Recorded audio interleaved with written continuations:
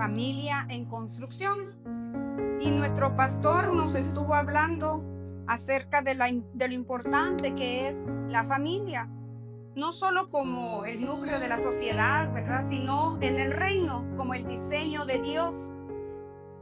Y familia en construcción no significa que una familia esté fracasando, sino significa que aún Dios está obrando, porque no hay familias perfectas, sino Dios necesita familias correctas. Amén. Nosotros, yo, mi esposo, mi familia, necesitamos que Dios siga construyendo, que Dios siga edificando, que Dios siga haciendo la obra que Él tiene preparada para nosotros. Y de igual manera sé que Dios va a seguir obrando en cada uno de ustedes. Amén. Porque así como una casa, para construir una casa se necesita de un arquitecto, se necesita de planos, de material, se necesita de tener cimientos, de todo lo que se conlleva la construcción de una casa. Así es nuestra familia. Necesita de un arquitecto. Decía nuestro pastor, Dios es el Dios que tiene diseñado un plan para cada uno de nosotros. Necesita cimientos firmes. Hablaba el día miércoles de los cimientos que necesita tener nuestra familia e ir trabajando día a día para que esa familia cumpla el plan y el propósito de Dios. Así que en esta mañana le pido que se ponga de pie y vamos a leer unos pasajes de la palabra del Señor. Me acompaña a leer su Biblia y vamos al Antiguo Testamento a leer el libro de Nehemías, su capítulo 4. Voy a leer algunos versículos.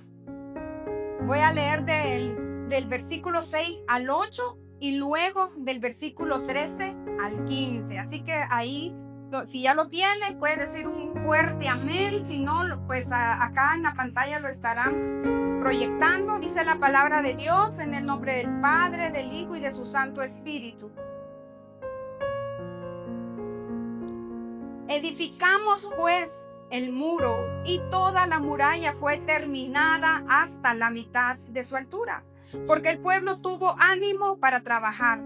Pero aconteció que oyendo Sanballat y Tobías y los árabes y los amonitas y los de Asdod, que los muros de Jerusalén eran reparados porque ya los portillos comenzaban a ser cerrados, se encolerizaron mucho y conspiraron todos a una para venir a atacar a Jerusalén y hacerles daño. Vamos al versículo 13. Entonces por las partes bajas del lugar, detrás del muro y en los sitios abiertos, puse al pueblo por familias, con sus espadas, con sus lanzas, con sus arcos. Después miré y me levanté y dije a los nobles y a los oficiales y al resto del pueblo: no temáis delante de ellos, acordaos del Señor grande y temible, y pelead por vuestros hermanos, por vuestros hijos, por vuestras hijas, por vuestras mujeres y por vuestras casas. Y cuando oyeron nuestros enemigos que lo habíamos entendido y que Dios había desbaratado el consejo de ellos, nos volvimos todos al muro, cada uno a su tarea. Puede sentarse en esta mañana. El tema que yo traigo en esta mañana se titula Cerrando las grietas en el hogar. Déjeme contarle que en este pasaje se relata cuando Nehemías y el pueblo de Israel iban a edificar el muro. ¿Pero qué muro?, me va a decir usted. Quiero contarles un poquito de historia. El rey David, todos conocemos a David. Cuando llegó a ser rey, él creó una fortaleza, la fortaleza de David, en Sión, en Jerusalén. Y él edificó un muro alrededor de toda la ciudad. Luego, su hijo Salomón edificó y construyó el templo para adorar a Dios, para que ya no anduviera el arca móvil, sino que edificó un templo. Y dice la palabra que Salomón extendió las murallas de Israel. Entonces las murallas era todo lo que circulaba y resguardaba al pueblo de Israel. Pero muchos años después, el rey Nabucodonosor sitió a Israel, a Jerusalén, al reino del sur, y se lo llevó cautivo. Y dice que Jerusalén quedó destrozado. el templo quedó en ceniza y las murallas quedaron derribadas. A esas murallas se refiere acá en Nehemías, que luego de 70 años que estaba el pueblo lejos de su tierra, regresó a Jerusalén.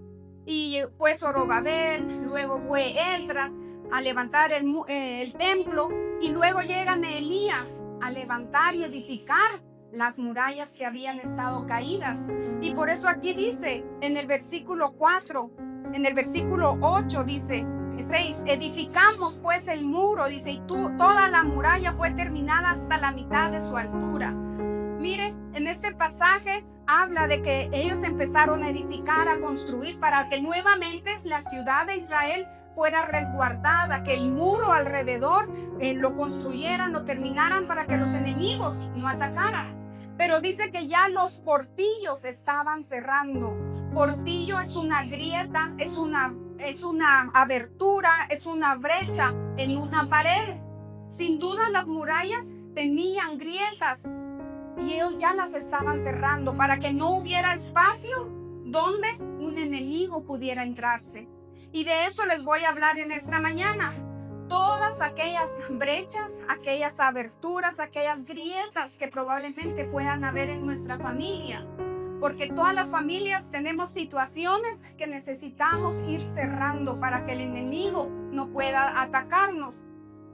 Vamos en primer lugar en esta mañana a ver quiénes eran los que atacaban al pueblo de Israel. Y eso es lo que primero tenemos que hacer nosotros. Para poder cerrar todas las grietas, necesitamos reconocer a nuestros enemigos. Nosotros nos enfrentamos a enemigos constantemente. Dice el versículo 7, aconteció que oyendo los de Sanballat y Tobías y los árabes, los amonitas y los de Asdod, que los muros de Jerusalén eran reparados, porque ya los portillos y ya las grietas y se comenzaban a ser cerradas, se encolerizaron mucho, mira, y conspiraron todos para venir a atacar a Jerusalén y hacerles daño. Miren, conspiraron para ir a atacar. Había un enemigo que se encolerizó, se molestaron porque el pueblo de Israel estaba cerrando todas esas grietas que había para edificar el muro. Conspiraron en contra de ellos para atacarlos y hacerles daño. Los querían matar y que la obra se cesara, que se detuviese. Hoy en día nosotros tenemos enemigos que quieren atacarnos para que la obra de Dios cese, para que la obra de Dios se detenga. El diseño perfecto de Dios es la familia. Desde el inicio, con Adán y Eva, instituyó la primera familia. Pero desde la primera familia entró también el pecado y el enemigo a querer desbaratar. Y vemos en la actualidad, la familia es muy atacada. Vemos hogares desintegrados, vemos familias destruidas. ¿Por qué? Porque esa es la tarea del enemigo y varios enemigos que tenemos, porque les voy a mencionar los 3 enemigos a los cuales nosotros nos tenemos que enfrentar. El diseño de Dios tiene que prevalecer, que es la familia. Y no importa qué tan grande o tan pequeña sea su familia, porque pueden haber familias numerosas, donde hayan papás, hijos, abuelitos, nietos. Pueden haber familias donde hayan solo esposos. Puede haber familias donde haya una mamá y un hijo, donde solo hayan hermanos. Y no importa cómo sea su familia, lo importante es que el diseño de Dios prevalezca en cada uno de nosotros, que es la familia. Amén. Entonces vamos a ver a qué enemigos nos enfrentamos. Primero, nuestro adversario, el diablo, que anda como león rugiente viendo a quién devorar. El trabajo del enemigo es destruirnos, matar, robar, destruir las familias, de tener llamados, de tener propósitos. Desde el inicio el enemigo entró y tentó a Eva, a Adán, y cayeron y fueron abiertos sus ojos y conocieron el bien y el mal, el pecado. El diablo siempre quiere destruir nuestra vida. Es el reino de Dios, pero también está el reino de las tinieblas. El enemigo encabeza la jerarquía espiritual de las tinieblas y es una oposición en contra de nosotros, los hijos de Dios, en contra de las familias que hemos creído en Dios. Hay un enemigo que quiere que tu familia sea destruida. Hay un enemigo que quiere que tus hijos no cumplan el llamado, el propósito de Dios. El enemigo quiere ver destruidas nuestras familias. Hay otro enemigo, el mundo. El mundo es todo lo que se mueve, influencia externa que se mueve en el mundo en donde vivimos. El mundo está gobernado por el enemigo. El mundo dice que tiene deseos. El mundo se mueven malos deseos, modas, la presión social, movimientos sociales. Mire, si usted da una mirada a todo lo que está en el mundo, hay desviaciones de la familia. Ya no es diseño de Dios con papá, mamá e hijo, sino diversidad de géneros, diversidad de situaciones. Y eso es el mundo. Y son influencias externas que quieren entrar a nuestras vidas y hacernos separarnos de Dios y llevarnos. Mire, tanta presión, tanto movimiento, depravación sexual, tantas cosas que hay en el mundo que quieren influir a la iglesia y a las familias. Por eso es un enemigo al cual tenemos que conocer también. Y el tercer enemigo, nuestra carne. Porque nosotros somos carne, cuerpo, alma y espíritu, pero en la palabra se habla de los deseos de la carne. Muchas veces no es el enemigo el que quiere destruirnos. Muchas veces somos nosotros mismos, nuestros malos deseos, nuestra influencia interna. Y se ve afectada de todo lo que vemos en el exterior. Dice la palabra en Gálatas 5:19 que las obras de la carne son evidentes: inmoralidad, impureza, sensualidad, idolatría, hechicería, enemistades, pleitos, celos, enojos, rivalidades, disensiones, sectarismos, envidias, borracheras, orgías y cosas semejantes. Eso es nuestra carne. ¿Cuánto muchas veces tenemos deseos de hacer cosas malas? El enemigo está ahí, manda el pecado, manda todo, espíritu. El mundo nos influencia, pero lo que está dentro de nosotros muchas veces nos gobierna. Y por eso debemos conocer contra qué estamos peleando. Contra el enemigo, contra el mundo y contra nosotros mismos. Por eso la palabra dice que no debemos conformarnos a este siglo, sino que renovemos nuestro entendimiento para que comprobemos cuál es la buena voluntad de Dios, agradable y perfecta. Por eso también dice la palabra que los que viven conforme a la carne no pueden agradar a Dios. Tenemos que vencer y sacrificar nuestra carne para vivir en espíritu y poder identificar cuando vengan todas esas situaciones a nuestra vida. Mire, aquel día en el pueblo de Israel había enemigos físicos, enemigos que los querían atacar. Ahora nuestros enemigos probablemente son espirituales, pero también les quieren detener la obra que Dios ha preparado para cada uno de nosotros. ¿A qué te has enfrentado, iglesia? ¿A qué enemigo te enfrentas día a día? Necesitamos identificar. No podemos caminar como que nada nos pasa, no. Y tenemos que estar alertas contra las influencias. Lo segundo que quiero en esta mañana resaltar es que como iglesia ya sabemos que hay un enemigo que viene a afectar nuestras vidas y a detener nuestro llamado a querer quitar el diseño de Dios, que es la familia. Lo segundo es identificar esas grietas en nuestra familia. Dije que una grieta es una abertura, es una separación, una grieta, que un portillo habla las palabras en una pared y en este caso en las murallas. Dice que había enemigos que querían atacar y el pueblo estaba tratando de cerrar todos los espacios que aún habían abiertos. Y eso es lo que nosotros tenemos que hacer en nuestra familia, ir cerrando todo aquello que aún lastima, que aún duele, todo aquello que no nos permite avanzar. Amén. Te voy a mencionar algunas de las grietas que hay y que nos impiden a nosotros avanzar. La falta de comunicación en la familia. ¿Cuántos no se pueden comunicar? Los hijos le tienen miedo a los padres de decirles algo. Entre esposos hay mala comunicación. O si nos comunicamos solo con ira, con enojo, con grito, solo con malas palabras o hiriente, con resentimientos. Mira, es otra grieta que lastima las familias. Es una abertura, es una brecha que aún está ahí, que hay que cerrarla. Resentimiento, porque me hicieron algo y no lo logro sanar, no logro perdonar. heridas no sanadas, orgullo, amargura, celos, contiendas, competencia, rivalidad entre familia, mentiras, envidia, infidelidades, pérdidas, prioridades equivocadas. Mira tantas grietas que puede haber en nuestras familias. Falta de tiempo en familia, ausencia de Dios, discusiones constantes, indiferencia espiritual, falta de diálogo, distanciamiento físico y emocional, falta de unidad. Y puedo seguir mencionando con cuál se identifica o nos identificamos. Pequeñas cosas que están ahí y que no nos dejan avanzar, que no nos dejan que nuestra familia siga construyendo, siga siendo edificada. Necesitamos cerrar todas esas grietas, quitarlas. Y quiero darles algunos ejemplos de la Biblia, porque a veces parece que nuestra familia es la única que no funciona bien, pero déjeme decirle que en la palabra hay testimonio de muchos hombres de Dios que hicieron grandes cosas.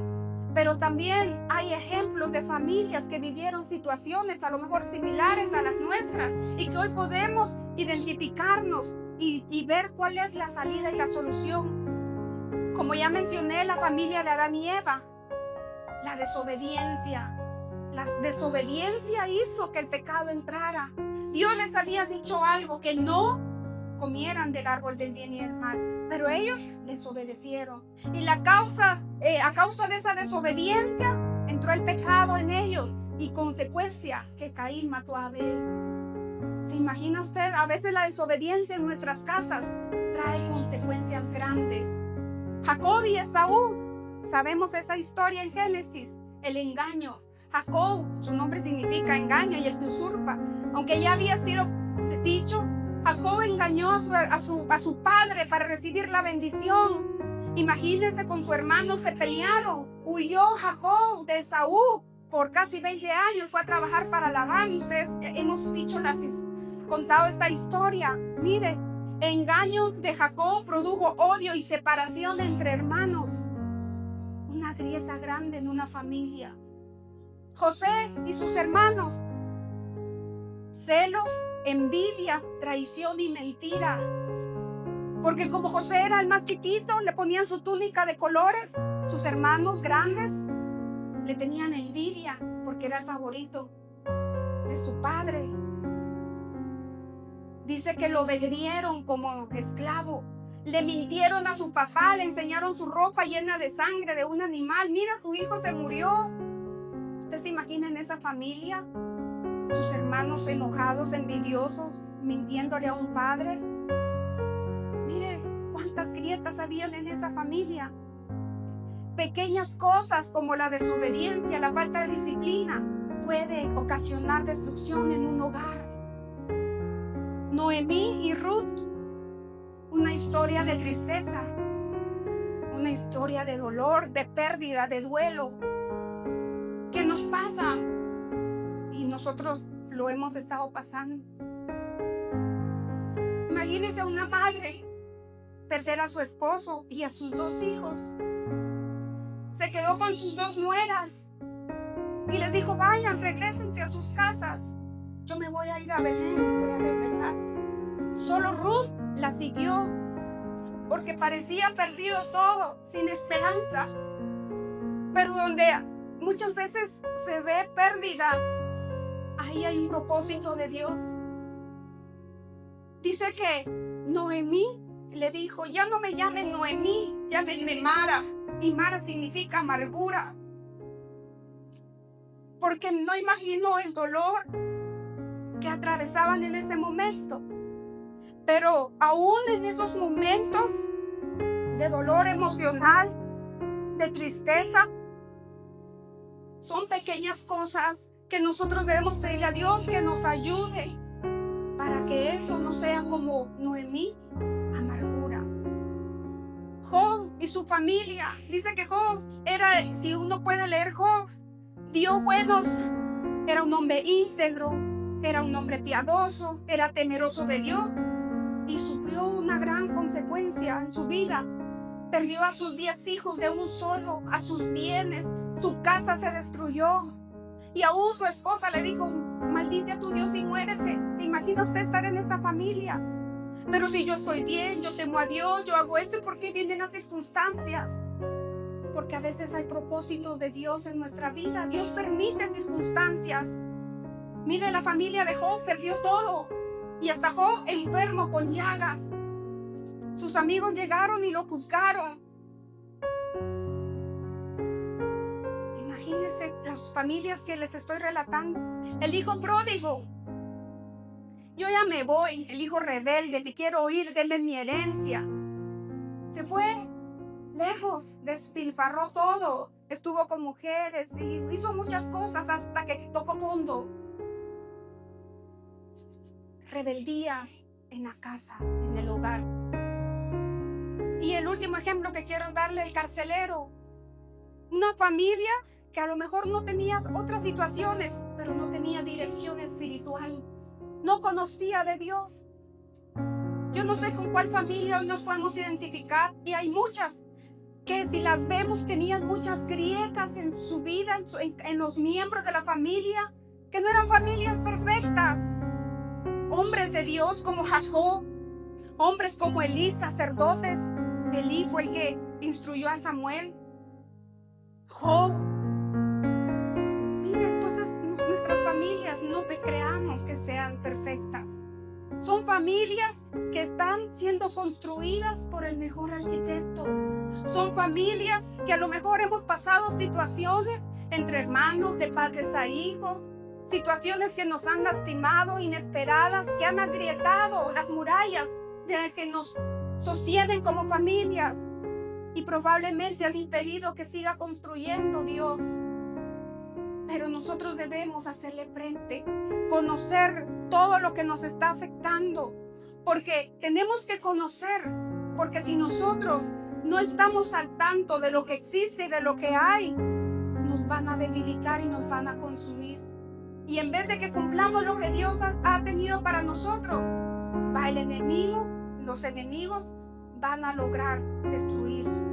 Dice acá en la palabra, en el versículo 4 y 10, y dijo Judá: las fuerzas de los acarreadores se han debilitado, y el escombro es mucho, y no podemos edificar el muro. Cuando vienen todas esas situaciones, esos enojos, pleitos, rebeliones, todo lo que pasa en nuestra familia, todas esas grietas en nuestras casas, nos debilitan. ¿Cuántos cansados porque la situación no cambia en nuestra casa? ¿Cuántos cansados porque no hay perdón? ¿Cuántos cansados porque en vez de ser unidos, cada vez nos distanciamos más?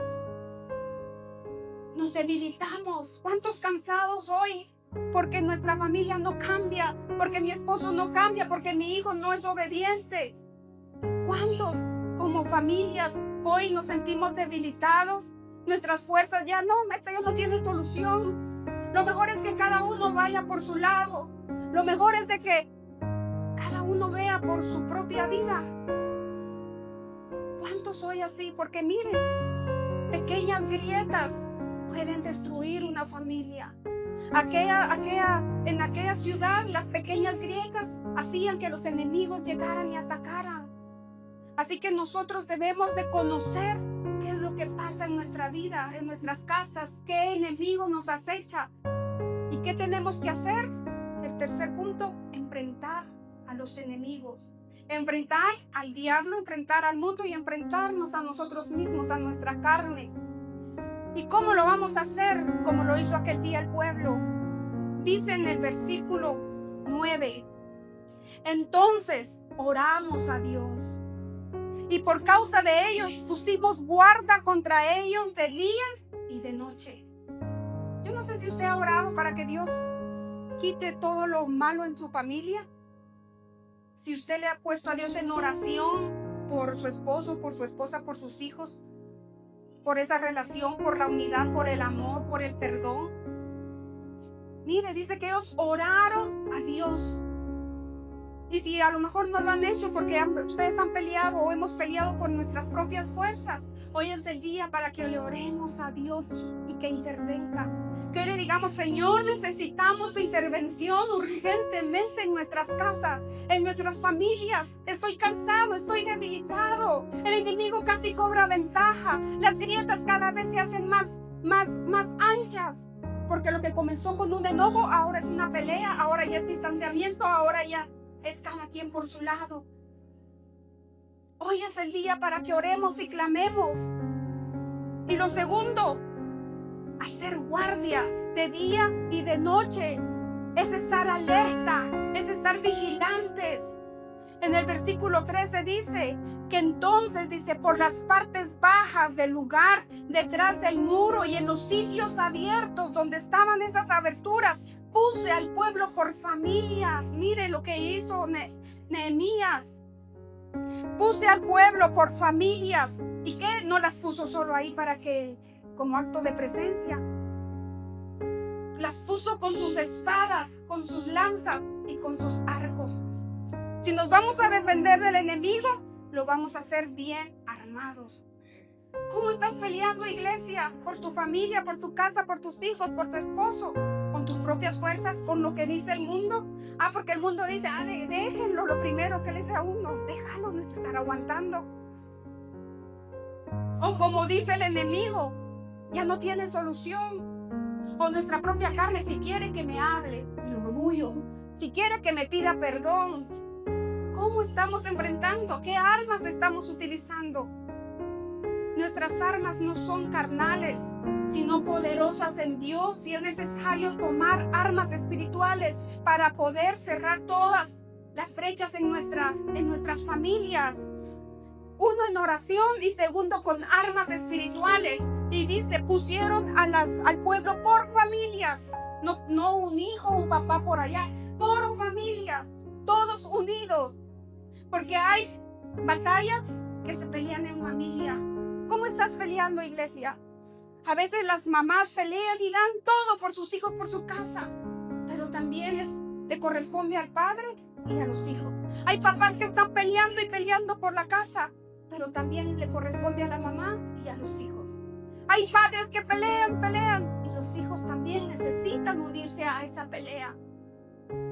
Necesitamos familias unidas, familias integradas, peleando con las armas espirituales, todos juntos.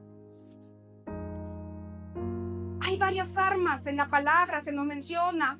En Efesios 6 nos habla de la armadura de Dios, el yelmo de la salvación, la coraza de justicia, el cincho de la verdad, los pies calzados con el apresto del evangelio, el escudo de la fe, la espada que es la palabra, el ayuno, la oración, nuestra alabanza, nuestro testimonio.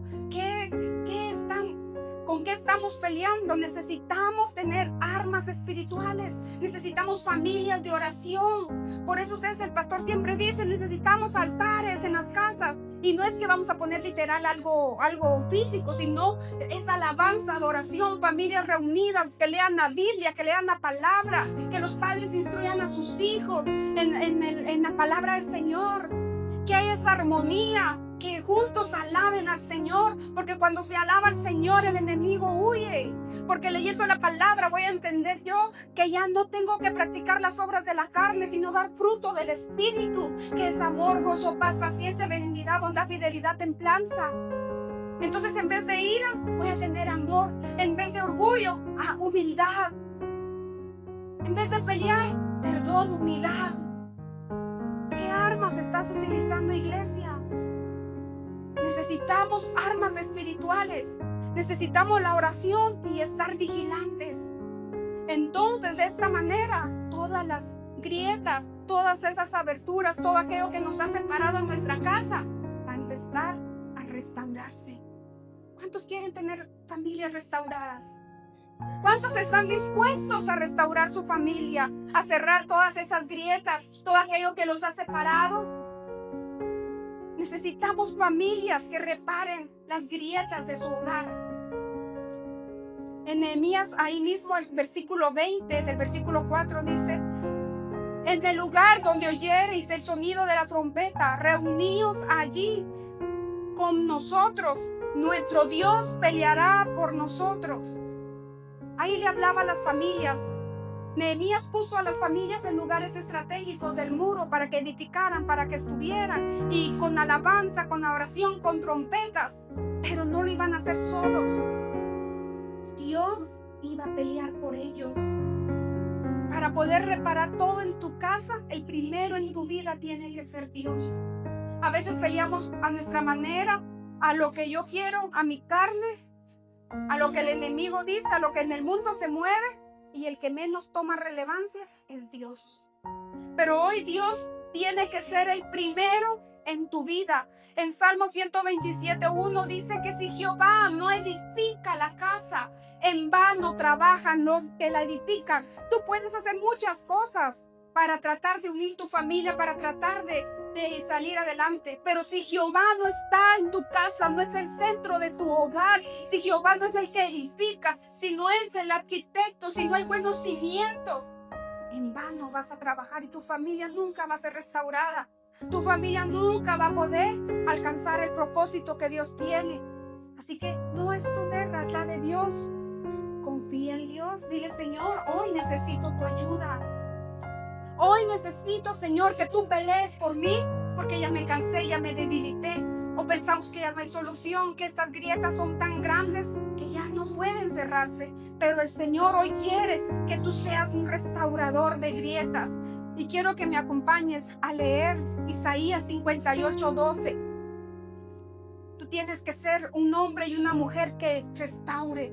Dice Isaías 58:12: y los tuyos edificarán las ruinas antiguas, los cimientos de generación y generación levantarás, y serás llamado reparador de portillos, restaurador de calzadas para habitar. Yo no sé si hoy tú puedes creer esa palabra, que los tuyos edificarán ruinas antiguas, porque a veces venimos heredando no solo nuestros problemas, sino de pasados, de nuestros antepasados, y tú tienes problemas y se los heredas a tus hijos. Pero que nosotros seamos de los que edifiquen ruinas antiguas, los cimientos de generación en generación. Que tú seas hombre que levantes tus generaciones. Si ha habido de generaciones pasadas que mi papá se peleó con mi tío, que mi primo con mi hermano, que tú seas un restaurador de eso. Que tú seas el que lleve paz, unidad y perdón a tu familia. Mira, serás llamado reparador de portillos.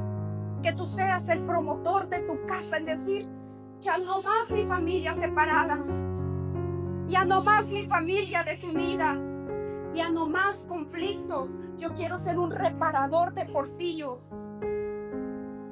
Mira, que tú te levantes y que levantes a tu generación. Yo no sé si tú quieres que tus hijos hereden tus problemas, tus situaciones, que tus nietos vivan como tú has vivido. Si tú quieres un cambio en tus generaciones, sé tú el propiciador de ello. Sé tú el que haga el cambio. Decide construir para tu familia. Dice: y los tuyos se edificarán. Habla de familia, los tuyos. ¿Quiénes son los tuyos? Los que hoy están a la par, tu hijo, tu esposo, tu hermano. Los tuyos tienen que edificar. Así que yo no sé si hoy se pueden comprometer para edificar. Yo me comprometo a edificar mi casa. Aquí hay hijos, aquí hay padres, aquí hay abuelitos, hermanos. Aquí hay familias. Y necesitamos familias dispuestas a decir: yo me comprometo a edificar. Padres comprometidos, hijos obedientes, esposos dispuestos a perdonarse, familias dispuestas a cambiar, una familia unida, dispuesta a edificar, puede superar cualquier crisis. Una familia unida puede construir. Solo se necesita que alguien esté dispuesto a decir: yo quiero ser un reparador de portillos. Que dejemos el orgullo, que dejemos el que dirán, que dejemos los problemas, ya no nos acordemos del pasado y decir: hoy yo me convierto en el que restaure mi familia. Amén. Que yo sea el que empiece a promover unidad, tiempo, amor, hablar con respeto. La palabra blanda, dice, quita la ira, dice Proverbios 15:1. ¿Cómo podemos reparar todas esas grietas siendo nosotros los que cambiemos y propiciemos? Todo hombre sea pronto para oír, tardo para hablar y tardo para airarse. Que mejor oigamos y pensemos antes de hablar. Dedicando tiempo para hablar en familia, escuchar, porque estamos en una sociedad que todo va deprisa y todo va rápido, y que ya vine y ya me voy, que ya vine pero tengo que hacer. Que tengamos ese tiempo para platicar, ese tiempo para conversar. Yo no sé si se reúnen y platican de sus problemas en familia, o sea, sin discusión, sin alegar, sino mire, hemos visto que en la casa ha habido mucho pleito, mucha ira, nos hemos enojado. Yo he visto que tú te pones como a la defensiva cuando te digo algo, pero platicarlo para resolverlo, no para echarnos culpas. Mire, eso es reparar. Si no lo ha hecho, yo le aconsejo que hoy por la tarde se reúna con su familia, y que tanto padres, hijos, esposos, no es que ahorita me voy a citar y voy a decir todo lo que hay en mi corazón, no, es para sanar, para restaurar. Es para decir, nuestra familia no ha avanzado, mi familia se ha detenido, no hemos logrado aquel sueño, aquel anhelo, no hemos servido a Dios como se debe, no hemos dado a Dios como se debe. ¿Por qué? Porque todavía hay esto, hay esto, hay esto. Reúnanse, platiquen, pero sobre todo que haya perdón. Si ha habido ofensa, que sea un momento para perdonarse, que sea un momento para restaurar el corazón de los padres, devolver el corazón de los padres a los hijos, de los hijos a los padres. Colosenses 3:13 dice, soportándoos unos a otros, pero a veces no nos soportamos, y perdonándoos unos a otros. Es tiempo de perdonar, iglesia, es tiempo de perdonar. Sé que a veces cuesta, pero necesitamos, si quieres sanar, necesitas perdonar. No acumular las ofensas. Necesitamos buscar reconciliación, humildad, paciencia, oración, como dije al inicio. Y decirle, Señor, esta es mi familia, esta es mi casa, estos son mis hijos, o esta es mi descendencia, Señor, en tus manos la pongo. Porque a veces nosotros queremos hacerlo, pero no podemos solos. Jacob y Esaú, le mencioné historias al inicio, se pelearon como hermanos, pero después de 20 años hubo reconciliación. Dice que Jacob, Dios le cambió su nombre por Israel, llegó y se perdonó con su hermano Esaú. ¿Cuánto tiempo a lo mejor llevas enojado con algún hermano, un familiar? Es tiempo de reconciliar. No esperes que venga, haz tú el acto de ir y pedir perdón, de reconciliarse. José y sus hermanos pasaron también como 15, 20 años cuando llegó José a ser el faraón. Él tenía el poder para hacer lo que él quería con sus hermanos, pero no lo hizo. Él los perdonó y restauró la relación de familia. Se trajo a su papá, porque en aquel tiempo había escasez en Israel. Lo llevaron a Egipto y ahí bendijo a su familia y al pueblo. Que tú seas de los que bendigan a otros a causa del perdón y de la reconciliación, como hizo José. Noemí y Ruth transformó el dolor en bendición, en esperanza y en descendencia. A lo mejor Noemí iba destrozada, sin esperanza por sus pérdidas, pero llegó a Belén y su nuera Ruth se casó con Booz. Booz fue el padre de Obed, abuelo de David y nadie de Jesús. No importa qué tan duro sea hoy el dolor que estés atravesando, siempre hay un propósito. Lo mejor hoy no lo entendamos, pero sé que hay un propósito del cielo para nosotros. Job, Dios le devolvió el doble, le dio nuevas hijas y sus hijas eran las más hermosas, y le restituyó el doble de lo que él tenía. Cuando uno pone a Dios, su familia en su casa, Dios cambia, pero necesita de alguien que esté dispuesto a hacer el cambio para sus familias. El hijo pródigo se arrepintió Se arrepintió estando lejos, fue y pidió perdón a sus padres. Y su padre lo recibió con un anillo, con banquete y con fiesta. Yo no sé qué necesitas hoy, que Dios te perdone, que tanto te has alejado. Pero el Señor hoy te recibe con fiesta porque eres su hijo amado. El carcelero, toda su familia conoció al Señor, experimentó gozo y transformación. Se bautizaron y fueron una familia que sirvió al reino. Así que tu familia puede que haya empezado mal o esté caminando de una manera que hasta a lo mejor no es el diseño de Dios. Pero Dios puede hacer algo grande, puede cerrar todas las brechas que están abiertas, por muy distante que parezca, por muy lejos o imposible de solucionarse. El Señor es el único que puede traer unidad a tu familia y a tu casa. Pero necesita que alguien esté dispuesto a hacer la obra, a decir: yo doy el paso, yo voy a cambiar a mi generación. Y el último punto, deja que Dios termine de construir la obra. Dice en Nehemías 6:15, fue terminado pues el muro el 25 del mes de Elul, en 52 días. Y cuando lo oyeron todos nuestros enemigos, dice, temieron todas las naciones que estaban alrededor de nosotros y se sintieron humillados y conocieron que por nuestro Dios había sido hecha esta obra. Que todos allá afuera, los que no dicen que tu familia no va a salir adelante, todos aquellos que dicen: no, pero si esta familia ya no, mejor que se separe, todos los que allá te han criticado, murmurado, van a saber que el Dios grande y poderoso es el que está edificando tu vida, tu casa, tu familia, y que poder ha sido esa obra hecha. Aleluya, dale palmas al Señor.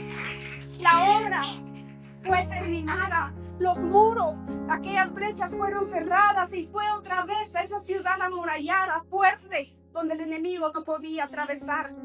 Hoy necesitas cerrar todas las brechas en tu vida, sabiendo que Dios es el que va a terminar la obra.